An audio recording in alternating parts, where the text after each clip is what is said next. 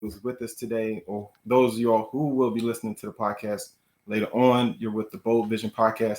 And today I have Veronica Yanhs of Business Laid Bare. Now, before I even do a full introduction, I want to let you know she's a firecracker. And not only that, if you have ever had any thoughts about how your operations works or what operations is or about the entrepreneurial story of a woman, we're going to touch on a bunch of those things today. Now, Veronica, I know I can dive into you being a triple major at an Ivy League college, or like you deciding that you wanted to, venture off into this world of entrepreneurship, which is definitely not easy. Or I could talk about, how do you maintain your energy and how do you build such a successful team? But before I do that, can you tell us who you are? Yeah, thanks for the introduction. And before I get started, I don't want people to think I'm better than what I really am. I didn't triple major. I actually took three majors and combined them into one because I was that student whom the dean of engineering was like, we have 143 majors at Stanford, which, by the way, Stanford is not in the Ivy League. So I That's what did I'm not go calling to an Ivy League it. college. And the dean of engineering is like, we have 143 majors. Why can't you pick one? And I'm like, because I can't just go into product design and design products and solutions that people Mm, love and use without thinking about the environment because I'm from Oregon. And if I'm going to design products, I also want to learn and have business savvy because I don't want to just work for other people. I want to sell my own products and services and solutions. And then if I'm also going to be conscientious about the environment, I also have to understand life cycle analysis stuff from like civil engineering. Like, what happens when I source this product or source this material all the way to mm, manufacturing? Like, and what happens when somebody tosses this product away? So it's like, for me, it's really hard for me to just like tunnel vision and focus on one thing. I'm very much like, I have my reasons for doing things and it has to make sense. And so finally, I think I talked his ear off, wrote like a 10-page proposal along with like my own curriculum. And they said, okay, within like 5 days. Usually it takes like months of like this committee deliberating on whether or not they allow people to do this because Stanford doesn't want the reputation tarnished that anybody can just do whatever. right. And So there's a whole bunch of they people have listening a right now thinking, oh, you did that?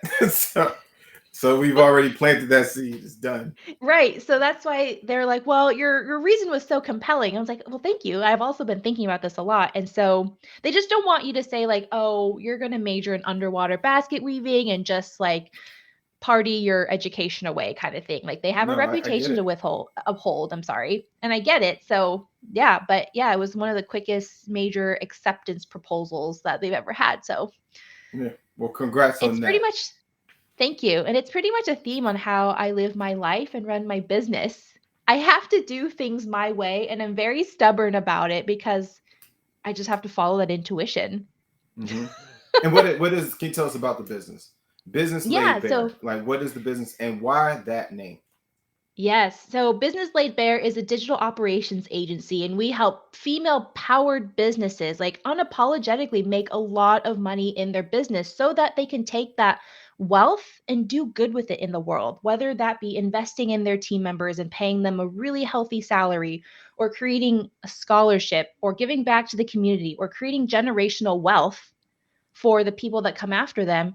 This is why I do what I do. And we're talking about money a lot, yes, but it's also because operations are directly proportional to how much money you can make with sustainability and ease. Because if you're going to create a legacy, if you're going to have like longevity, your business cannot be just built on like grit, hustle, pure will, and determination. You have to have good systems in your operations so that that is the foundation that supports you however it is you want to like leap forward or leap high. So I'm all about joy and sustainability and ease and freedom. And this is what we bake into our digital operations agency. And what's different about us is that it's not just about tech and it's not just about automation.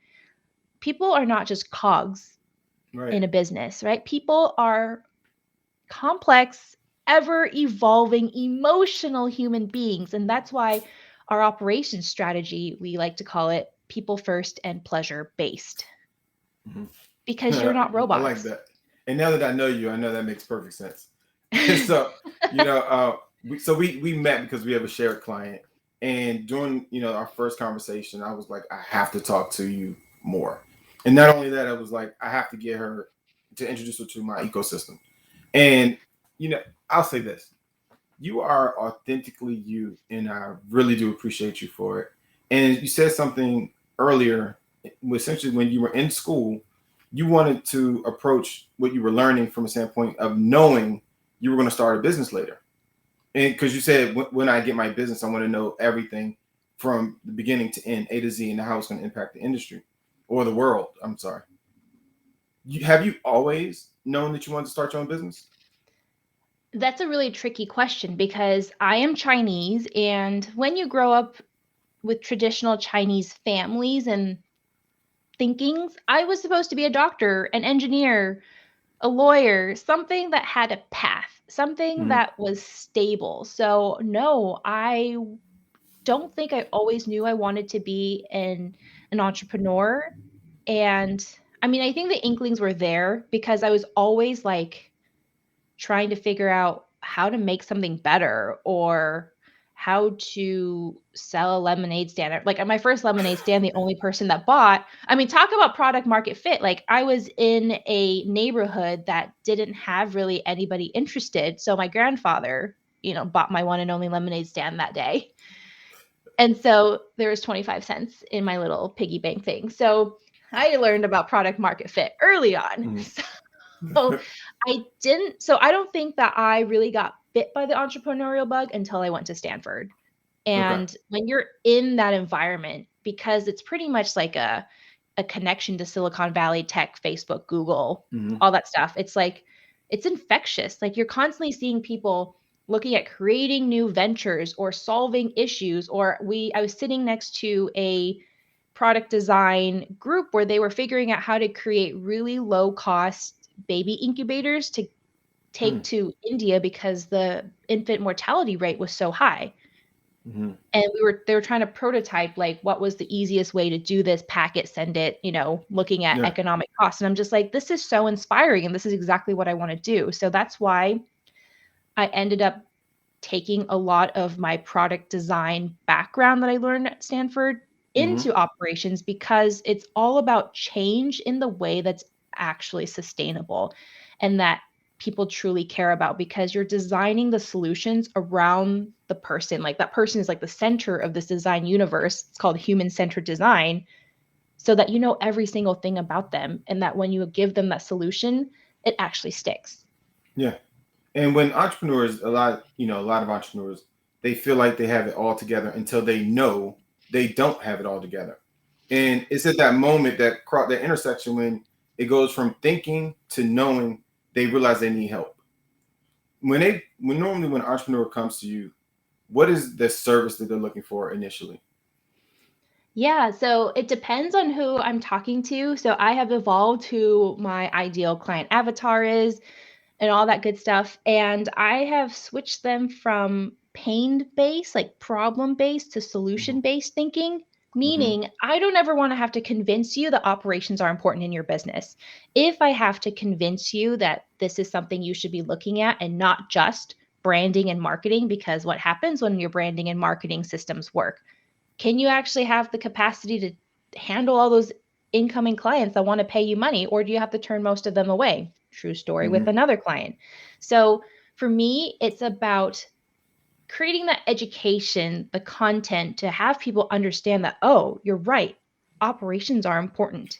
And so that's where it makes my job easier, but it's also because this is the type of energy that I want. I don't want to have to convince you. I want you to feel emboldened and empowered to know that as a CEO or as an operations manager, project manager, or COO, that we can help you and that this is important. So, this is why we focus on what we do. So, when entrepreneurs come to us, they now tell me, they're like, yes, my business is a hot mess express. Or like I'm building the plane as I'm flying it. Does that ring a Mm-hmm. bell? Oh yeah, I think I'm still flying it. Or So- so- good, it's still in the air. Or they're Mhm. like, our operations are pretty good, but we know that what got us here won't get us there. And we're projected to double our revenue. or we're projected to have like 3 times more monthly revenue or monthly clients. So if what I'm doing right now is barely sustainable, but it's not broken, it's like, well, what needs to change? So there's Right. different ways in which we look at businesses. Are we looking to create systems and operations for the future, or do we got to fix your stuff now, aka that hot mess express category? Well, I'm glad you mentioned essentially alignment with your clients. And there are a lot of businesses and business owners, and if you're watching or you listen to this podcast later, and you know you're one of them who will pretty much chase anybody you think will pay you, it it doesn't work. It feels like, oh, I'm out, I'm networking. Sometimes you're in the wrong neighborhood, as you say, right? Nobody wants lemonade. But it's important for entrepreneurs to get to a place where they're okay saying, you know what, I'm not going to convince you that I'm relevant or that this service is needed. Or it's okay that I don't want to keep you as a client because I've evolved and you haven't. Or, you know what? Maybe you have evolved, but you're involved in a way that isn't consistent with where I want to take my company. That is okay as entrepreneurs. Now, how scary was it, though, when you got to the place where you realized I don't want to just have anybody. I only want a certain type of client. Were you worried that maybe those positive people wouldn't be out there, or did you know exactly where they were and go after them?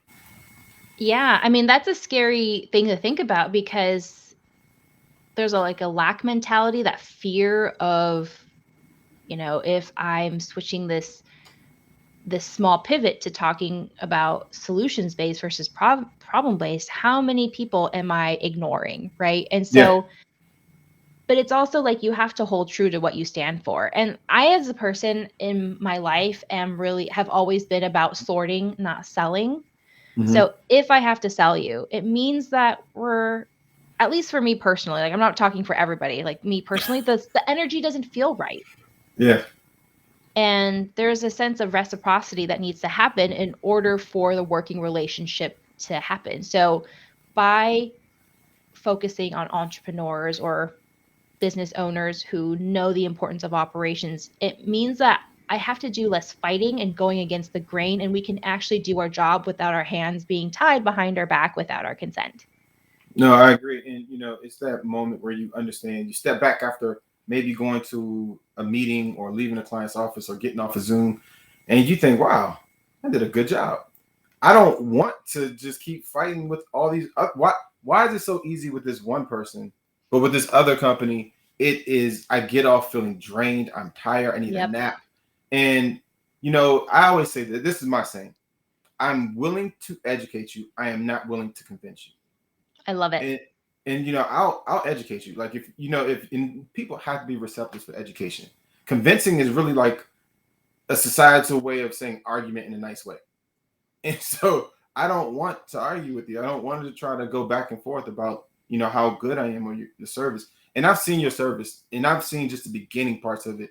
And I'm already impressed by what your company does. And operationally, there's so many people that are truly flying that plane while they're still building it. And it's cool until something goes wrong or the wind gust comes from the wrong way or altitude drops. And you're thinking, okay, yeah, I am building this plane, but I do not have life rafts in here. Okay, I'm building a plane, but we don't have landing gear and we're about to land. So for anybody who is, in the business, or I say flying that plane while they're still building it, just because it's fun to think about. So you want to sit down with somebody and look at your operations. And I'm going to ask the question this, and it's giving away a little bit of the house, but I want to say don't give away too much. When it comes to operations, what do you see as people's biggest mistake? Yeah, that's a great question. And by the way, to answer your question from earlier about why Business Laid Bare is named the way it is, being laid bare is about just showing up, having nothing up my sleeve. Like, I am who I am. This is what you get. I literally, in some of my photos, I'm buck ass naked because, why not? It was easier to take photos naked than to have somebody like Photoshop it out.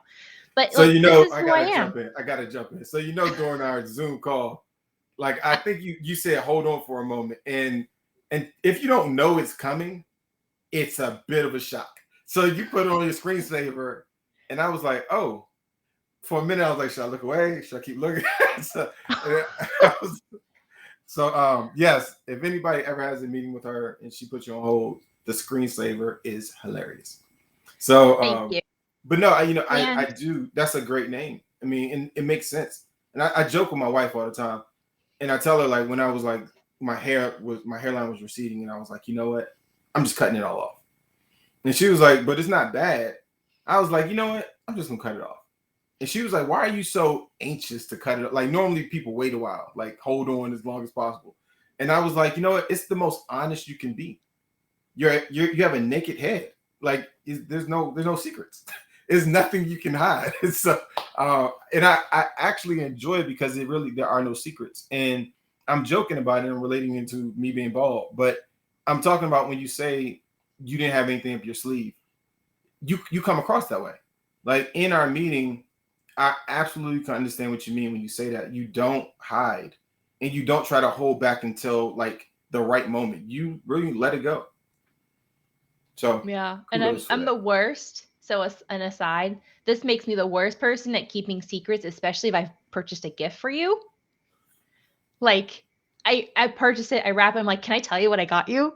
So it makes me the worst at gift giving. But other than that, I would say it has served me really well. So Business Laid Bare is about helping our clients and businesses strip away the things that do not serve them, limiting beliefs, expectations, or should do's because some internet influencer says you have to only sell XYZ. So Mm-hmm. it's like, but what do you want? What gets you all excited? What gets you all hot and bothered? And this is what we're going to build your operations around, the vision that you actually really want to see through because you feel it in your bones. And so, as a woman, I don't feel like my intuition was taken seriously enough Mm-hmm. throughout my life. Like I had to put that away and focus on logic. And I'm like, well, as soon as you start listening to your intuition, it's like, there are cues, right? So it's Mm-hmm. like, not only do you have quantifiable data, you also have qualifiable data to tell you what to do rather than Mm-hmm. just looking at numbers, looking at metrics. So to go back to your question, the number one mistake regarding operations that we see all the time are people focus too much on apps and software and they Mm-hmm. think that that's a system, whereas in reality your apps are just the tip of your operations iceberg. And if you were to picture, because I know we're in a video setting, podcast setting, it's like Yeah. picture a triangle, right? Super stable on one side, super not stable on the tip. Yeah. So if you were just to focus on the tip of the iceberg to begin with, you're essentially inverting that triangle and you're trying to balance on one point. And so that's Mm-hmm. what happens to businesses when they're like, "Oh, I need to use Asana or Trello or ClickUp for my project management system." Or when people ask, like, what is your favorite system for this? Most people don't really know how to have that tangible conversation. So the only thing tangible is an app. So we're here to try to educate people that the apps are just what catalyzes and activates your systems in a 21st century digital internet world. There's Mm-hmm. strategy, like that's the foundational layer, the strategy, the requirements. And the next layer after that is like the framework, the build out, the hierarchy. Like, what does it have to look like visually to you, and then you layered it on with apps at the end so that you are not contorting yourself to an apps limitation, but truly finding something that serves what you need so that you don't settle for mediocrity. Yeah. And also confusion. And confusion leads to wasted time. There and I run into it when I consult clients. I walk into, any meeting and they'll start telling me immediately like all these apps they're using. And the redundancies are incredible. Like I'm like half of these apps do the exact same thing. Are you Yeah, still we get that paying? too. You're paying for all these? And they don't even think about the fact that they're losing money. They feel somehow comforted that they have this app, and they just think that the app is going to be the thing that saves their company. And you Right. have to have a system. When do you use this app? How do you use this app? What are the full capabilities of the app? Up to what point are you using it? And most they never make it to full, usefulness of the app. I haven't met anybody yet that uses the But app to 100% of its usefulness. I totally see what you're saying, and you're preaching to the choir, so I get it. But we kind of have to also give these people some grace that I've Mm-hmm. learned and it's just like human beings. So I use this as an analogy. It's like what's most important about a person is their demeanor, their personality, right? How Mm-hmm. what their beliefs are, how they want to exist in the world. But yet, what are we often most judged on? Our clothing, our Yeah. appearances. So it's the least important part, but it's the part that people see first and remember the most. So that's what happens with applications. It's the least important part of your system, but it's the most tangible and also what people see first and remember when it comes to your system because it's the Well, thing. The strategy is not tangible, like, but the app and systems or the app in the system is. So I yeah, I try to always give say people it's some like grace. you're better than me. I normally it's like a game of hide and go seek, and it's a bush they're hiding behind. That's as far as it's simple as far as I go. I'm like you're hiding here, hoping that this thing saves your company, but in reality, you need a new operational system. Like you need someone like you to come in and actually write out the process. So you are being graceful, and I can appreciate you for that. I am simply saying people need an operational flow that makes sense for their company, and I do agree. Core value is hugely important, and not enough business owners, in my opinion, take their core values, not just some core values, their core values into account when they're building their actual business. And if they did, it would affect everything. It affects how you hire. It affects how you treat your staff. It affects what your company culture is. And we chase the wrong things. These outward facing, point systems. Like how big does the company look from its website? Mhm. You know, how much money do they spend when they go out to dinner? It's like okay, we're not doing any of that. So now that your business has grown, and you're looking at like what's next for the company, how do you grow an operations company when you're an operations person? And let me explain why I asked that. I've learned in this business, like, lawyers always need lawyers, psychiatrists always need a psychiatrist, accountants normally need somebody else to do their books. When you are, this is what you do you do it for yourself, or do you have somebody like one of your staff members maintaining your company stuff? Yeah. So to answer your question, how do we grow an operations agency? And you're exactly correct. While I am very much involved right now in the operations of my business, because we're going to be a team. We're actually going to be a team of four.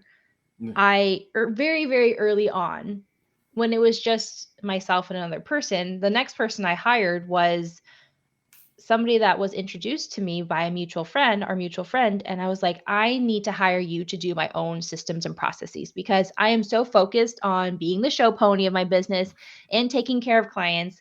I don't want to say, oh, sorry, cobbler's shoes, because we have to walk or talk. And Right. what I know about operations is that people are very visual. They need to see, I can tell you how amazing this system is, but once I show it to them, they're convinced, they're impressed, they're just like, oh my god, this feels amazing. So I hired somebody who is now near and dear in my team member, so calling out Terry. She is my operations strategist, and she helps me create the right systems and processes for myself and how things can be better. So I'm very much on the strategy side, and she is Yeah. as well, but she's very much into the apps as well, so that she's willing to learn, or like she has knowledge that I just don't. I'm very much into the big picture, visionary. Like, as much as I can play the integrator role, I Yeah. excel much more in the visionary role. So I No, have I have hired my own operations person no, because I know I I can't have do a it business all. advisor. I have a business advisor, and I tell people all the time, I don't even have, I told you, I have two, and I pay them because I realize I have to. It's hard when you're in it to think about it the same way you would if it was with a client, and I totally agree, and I understand, and I've met Terry, so I am glad that you hired her because she seems awesome, and I can see you all It, fitting very well together. it's Now, great. So to one grow the question, real quick, business, before you go on there, I want to ask: when you met her, did you know you were going to hire her, or did it just kind of organically happen? no, because when we first met, we were talking about something else, and I was trying to figure out how I could help her start her own Mm, business. And while her focus is actually on helping like authors and book coaches create those processes, mm-hmm. it's like, I'm just like, I still need you though. I'm like, I know. I mean, I love books, so just pretend that I could be one of those. And so it wasn't until a couple months later, or maybe even a month later. Like, I'm the type of person that makes decisions pretty quick. Like, my Hmm. partner was telling me, he's like, when you have an idea, he's like, you're gone. Like, I think this is what a quick start is if you were to take that Colby test. But it's just Yeah. like, if you have an idea, it's like, I just run with it. And I just have to see it through. And sometimes running with it is in a span of an hour, 30 minutes. I'm not saying Mhm. run with it is like a year or a month. Like it can be just as quick as it started, but I'm the type of person that feels like I have to see it through because I don't ever want to think like, what if? Yeah. No, And I live with interviewed regret. attorney Selma Binkabu, and I want to give her a shout out. And we were doing our conversation. She said something about entrepreneurship, and then she said something like the next sentence about business owners. And so I asked her, I was like, what's the difference between an entrepreneur and a business owner, the way you see it? And she said, an entrepreneur will jump out of a plane without a parachute and just figure it out in the air. And she said a business owner wants to like see the parachute, test the parachute, like see where it was bought, see a receipt. And I was like, but they'll still jump. She said, but they'll still jump. It just has to be certain safeguards in place. And when you said that, you were like, I make decisions really fast, and I'm just going. And it instantly gave me that visual because I'm very similar. It's if I have an idea, and I told even when I met my wife, I said, look, you need to know who I am before you commit to this. I was like, if I have an idea, I have to empty it from me. Either it's going to work or it's going to crash and burn. Either way, I'm not going to live my life with regret. And I don't want to live my life with somebody else like telling me what to do. And so I totally get that because part of entrepreneurship for me is just the ability to express myself. That's really what it is. I'm not totally in pursuit of just profit. The way I see my business is an expression of who I am. And that's why I wanted to interview you because I was like, you seem like an awesome person. And not only that, your business is very relevant to everything happening right now. Everybody is pivoting. Every company is trying to figure out, how do we operate? Not even post, like, COVID. What do the changes look like for us? So, one of the things I'll ask, and this would be along towards the end of it. Have you seen a number of businesses that have changed because of COVID and they've now needed a new operational system? Absolutely. Like we did an assessment for somebody who is a consulting agency, but they were very much brick and mortar, meaning all the team members were in one spot and then they were forced to be remote. But then I said, you have to take this as a blessing in disguise because you have operated pre COVID and now you're operating during COVID. You have these two sets of information that you can create something beautiful out of. Like, do you go back to being brick and mortar? Do you stay remote? Or is there some sort of balance in between? Right. So it's like now that you have this data, you can take what Mhm. you like from each, leave what you don't, and build a whole new business that you possibly maybe in the past wouldn't have even conceived of because you were not forced to be remote and that was maybe something that was just out of your purview. Mm-hmm. And then now we get to build the operations for that to support you. Yeah, that sounds awesome. That does sound. And I know it was a piece of a question that I didn't let you finish the answer to, and I didn't write it down. But I know it was a question that was floating out there. So if you remember what it I was, jump do. in. Okay. Yeah, you asked me how I was supposed to, I'm going to expand my business. And Right. right now, we're focused solely on one-to-one work with clients because that plays Mm-hmm. to my strengths. Like I know against everybody's like telling me that I can't scale an agency. You can't scale when you are trading dollars for hours. And I was like, actually, you can, and let me show you why and show you how. And if you're being very strategic about it, you're not trading dollars for hours, or you're teaching other people how to do the work without having to have more people come on just because you have new clients come in. But then additionally, I'm also looking at creating more community because community is what's missing from the one-on-one ecosystem for us. And so in 2022, Q2 of 2022, we want to launch the Orgasmic Operations Accelerator. And it's a program that is cohort style that not only teaches people how to think differently, how to be strategic in their systems with people first and pleasure based, but then to implement it in their operations and business so that you're not just learning and ingesting, but you're actually implementing because actions at the end of the day speak a lot louder than words and intentions. No, they do, and thank you for saying that. And so, one of the things I want to do is, as I put in notes for this. I will, when it gets closer to the time, put the information in about the accelerator.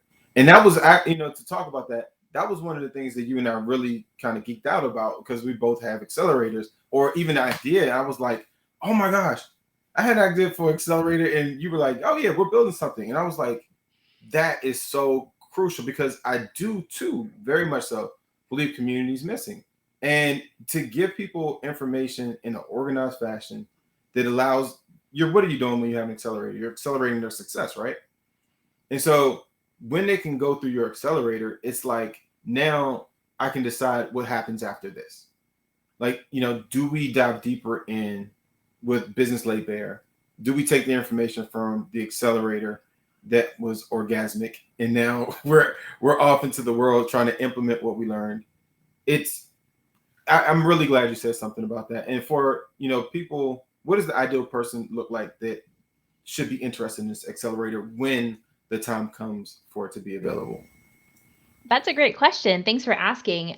We are all about respecting people's time. So when I do work with our clients now and either the done with you or for you format in the one-on-one space, we like to focus on helping their operations person, whomever that is, whether it's an assistant, project manager, operations manager, whatever operation, or even COO. We work with COOs as well to implement the strategies that we give them. And it's not because these people aren't smart or can't think for themselves. They already have a business to support.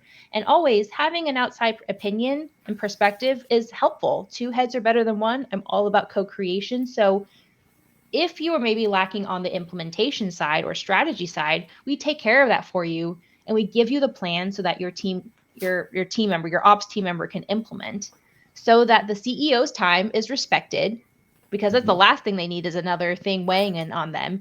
And then their operations person, we're teaching them how to fish because we don't want you to depend on us for the rest of your business life because that just feels really sleazy in the not fun way. So we teach you how to fish, and that's exactly what we're doing in the accelerator.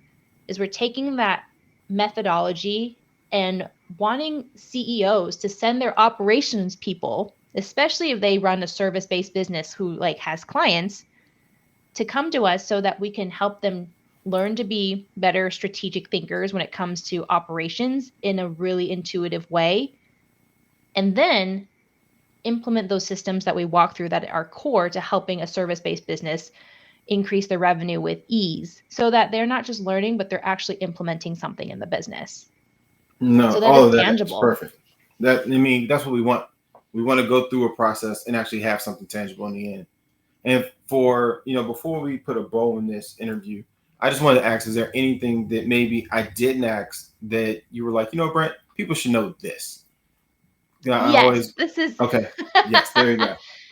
All right. So I may have alluded to this during the interview, but I'm very polarizing. Our business is very polarizing. Our brand is very polarizing, not only in the way of how we think and approach operations, but the brand. So, yes, I am naked. I am Business Laid Bare. We actually mirrored our offerings to be very much in line with how BDSM play and kink play happen in the world in terms of understanding what you need, then implementing, and then taking care of the person after we've implemented and played because you don't want to just leave somebody hanging. So, our brand is very sex and kink positive. Operations, so amazingly, is like your business back end. So we have all the puns that you could ever think about in terms of whipping your business back end into shape, making sure we have lube when we deep dive into your business operations for your assessment day. It's like, this is who I am. And by being so polarizing, we don't have any fence sitters. So you either love us and are running towards us, or you're just like, no, thanks, I'm good. So this is exactly who I am, and this is me laid bare. I'm 100% sex and kink positive, and I bring this into the brand, and we won't compromise. And a lot of people have told me, they're like, you could get more clients, make more money if you tone the kink and sex down. Like instead of people going to the Accentures or the Bains and the Boston, like those management consulting Yeah, firms, like like instead of coming to you, they're probably going to them. And I was just like, then I wasn't meant to work with those people to begin with if they can't accept and honor and respect who I am. And I have to change myself or hide a part of myself in order to make money. That just sounds awful. But it goes when you know yourself, right? And you have to have had that moment where you understood what your core values were and what you mean to yourself to say, this is what I'm standing on. Because many entrepreneurs, they don't know what they stand for. So they have no basis. So they couldn't even disqualify somebody because they don't know what qualifies them. And so in what you're doing, I think is great. And I think your company's Thank you. awesome. I look forward to just being around in the ecosystem and just watching and hanging out with you all and learning along the way. So for everybody that is listening right now, I'll ask you this. Are there any good books you think people should read? I really love Jen Sincero's How to Be a Badass. Like Okay. that's a great one. And even I thought you were going to say the E-Myth. I heard you uh, throw in the integrator. I was like, huh.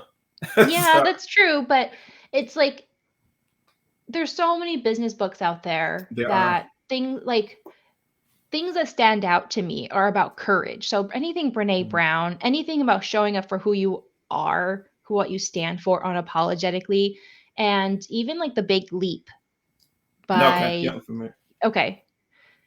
It's like these are not business books per se, but these are about being solid and being unapologetic about who you are because your business won't withstand the test of pandemics or Hmm. issues or depressions or recessions if you don't know who you are to the core and what you stand for and what you offer and how you serve your people.